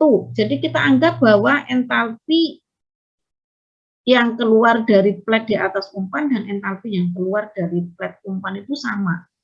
Jadi di sini asumsinya adalah HGF sama dengan HGF+1. HGF sama dengan HGF+1. Kemudian HLF sama dengan HLF-1. HLF sama dengan ini HLF sama dengan HLF-1. Sehingga kita dapatkan L-L aksen HL cair untuk cairan, G aksen min GHG sama dengan FHF. Karena ini cair jenuh semua ya. Jadi ini HL, ini adalah HG. Ini jenuh, ini cair jenuh, ini uap jenuh. HG itu adalah cair uap jenuh, ini adalah entalpi cair jenuh. Jadi kita dapatkan di sini suatu parameter Q adalah L aksen min L per F. Ini kita buat suatu perbandingan L aksen min L per F. Jadi di sini sudah melibatkan F, L aksen min L per F. Ternyata kalau kita masukkan ini entalpinya Hg min Hf, jadi Hg itu adalah ini, min Hf, kemudian dibagi Hg min Hl. Hg min Hl ini, ya, yang turun. Hg min Hf adalah perubahan entalpi uap jenuh dikurangi dengan entalpi umpan. Nah, kalau entalpinya umpan kan tergantung dari fasa umpan. Kalau umpannya fasa cair jenuh, entalpinya HL. Kalau umpannya uap jenuh, entalpinya Hg. Kalau umpannya separuh cair jenuh, separuh uap jenuh, entalpi umpan sama dengan 0,5 HL plus 0,5 Hv, Hg, ya Hg. Jadi di sini Q adalah entalpi yang diperlukan untuk meningkatkan entalpi umpan menjadi entalpi uap jenuh dibagi dengan entalpi uap jenuh dikurangi entalpi cair jenuh. Entalpi uap jenuh dikurangi entalpi cair jenuh namanya panas laten penguapan. Jadi Q sama dengan entalpi yang digunakan untuk merubah entalpi umpan menjadi entalpi uap jenuh dibagi dengan panas laten penguapan. Sekarang kalau HF-nya adalah cair jenuh, kalau umpannya adalah cair jenuh, ini sama dengan HL, maka Q sama dengan 1. Apabila umpan adalah cairan dingin di bawah titik didihnya, maka HF ini sama dengan HF. Jadi, ini perlu panas untuk menjadi HL, sehingga Q lebih besar 1. Apabila umpan adalah uap jenuh, di mana HF sama dengan Hg, Q sama dengan 0. Apabila umpan adalah campuran uap dan cairan, maka Q minus. Ya, karena ini lebih besar, HF-nya lebih besar daripada Hg, maka ini minus. Ini lambda tetap maka minus, sehingga kita dapatkan ini ya, IL akan atau ini, dan akan kita dapatkan pada perpotongan garis operasi atas dan garis operasi bawah. Jadi pada ini, pada perpotongan garis operasi atas dan garis operasi bawah, di sini kalau kita tarik, ini berarti Y garis operasi atas sama dengan Y garis operasi bawah. Jadi, apa? Ini juga dilalui oleh garis Q. Sehingga kita dapatkan di sini,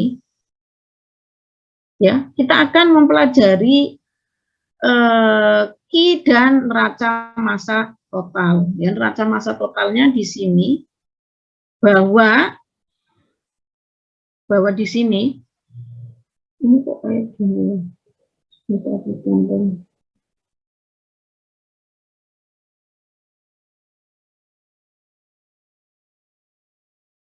Ini jadi dari neraca massa seksi atas dan seksi bawah ditambahkan ya. Jadi neraca massa seksi atas itu, jadi ini kan total WXW plus DXD, ini total itu di sini. Di sini. Jadi ini W atau BXP atau WXW di sini, ini komponen A ditambah dengan destilat sama dengan yang masuk ya. Sehingga kita dapatkan neraca massa total. Nah, ini neraca massa sama dengan FZF. Ini neraca massa total. Sehingga kita dapatkan Y sama dengan, ini kita tambahkan garis operasi atas dan bawah, kita dapatkan Y sama dengan Q per Q min 1X min ZF per Q min 1. Persamaan garis tersebut adalah persamaan garis perpotongan garis operasi atas dan garis operasi bawah dengan slope Q per Q min 1, dan karena Y sama dengan ZF, apabila X sama dengan ZF, maka garis perpotongan melalui titik X sama dengan Y sama dengan ZF pada garis diagonal. Nilai slope dapat dilihat pada tabel 91 treble. Jadi kalau umpannya adalah kondisi umpan cair di bawah suhu didih, GF0, LFF, dan seterusnya, kita dapatkan Q per Q min 1 lebih besar 1. Ini adalah slope dari garis Q. Kalau cairan jenuh, slope-nya atau slope Q per Q min 1 tak terhingga. Nah, Kalau slope-nya tak terhingga, maka garis Q ini slope tak terhingga adalah ke atasan, ya, ke atas. Jadi nanti perpotongannya di sini, garis rotasi atas dan bawah. Kalau uap jenuh, maka dia akan garis horizontal di sini, garis Q-nya itu adalah slope-nya 0 di sini. Kalau cair jenuh, Q per Q min 1-nya 0, karena Q-nya 0 ya. Q-nya 0 pada uap jenuh. Kalau berat air jenuh Q-nya sama dengan 1. Q per Q min 1 jadi tak terhingga.